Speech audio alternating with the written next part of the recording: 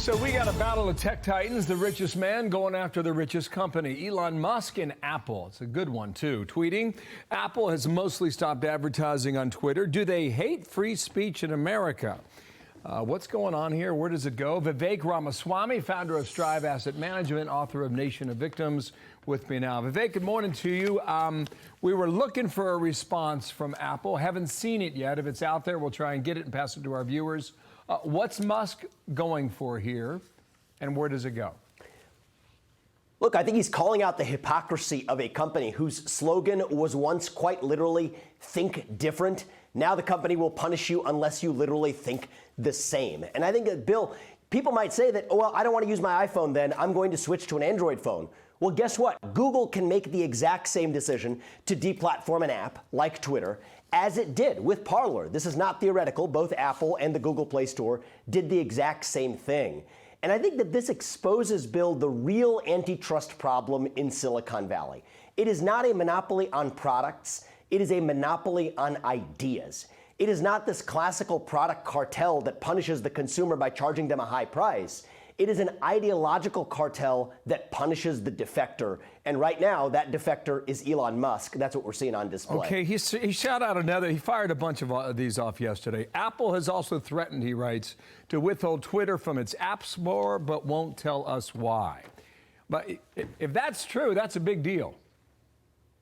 That is a very big deal. It goes back to even the antitrust cases in the 1990s of Microsoft tying up Netscape as its browser. I think it's the same problem when you look at the anti-competitive issues with the Apple Play Store and the Google Play Store. This is a monopoly on ideas. But, Bill, I think that this actually goes more deeply to our culture.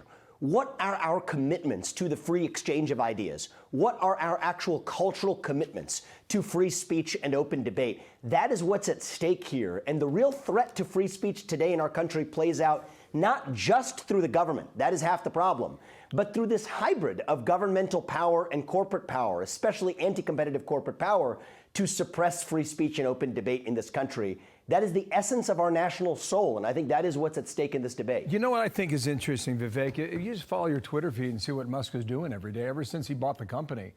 It's a stunning thing to me to see how many people want to see him fail. It was not like that before on this platform. That to the side, Washington Post takes an entirely different angle on it. Elon Musk is harming free expression on Twitter, not protecting it.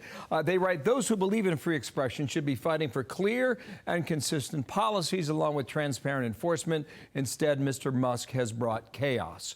Do you see it as chaos thus far, Vivek?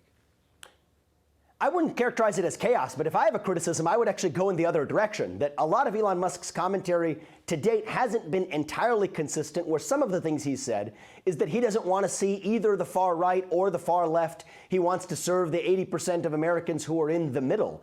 I personally think that nobody should be making central determinations of truth, central determinations of what viewpoints do and don't get expressed. I don't think political discrimination should have a place on Twitter at all. Viewpoint-based discrimination of any kind, you should give that power back to the user to decide what they do and don't get to see. So if anything, I think Elon Musk is doing a great job in driving the ball forward. Okay. I would encourage him to stay even more true to the true North Star of operating this as a free speech platform, rather than just applying politically centrist principles to content moderation. He said he would. My critique would be different. He said he would. Sorry about interrupting you. He said he would release the algorithm. He hasn't done that yet. I don't know if it's going to happen either.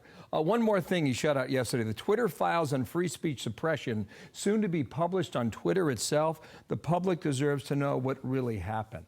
That would be a story, Vivek, if it happens. Last answer there. I think it would be worthy. At the end of the day, give the public transparency as to how these decisions have been made over the last couple of years. I personally think that is what the media is actually most frightened of, is exposing the way in which government, classical media, and social media conspired. And I think that is exactly what happened over the last couple of years to suppress information. I say, let's disinfect that with sunlight. That's going to be a good thing for American democracy. I mean, he said himself, you know, free speech is not just the speech that you like. It is all speech from people you don't like, perhaps. Vivek, thank you for your time, and we'll see what comes this way today. Nice to see you. Dana. I'm Steve Doocy. I'm Brian Kilmeade. And I'm Ainsley Earhart. And click here to subscribe to the Fox News YouTube page to catch our hottest interviews and most compelling analysis.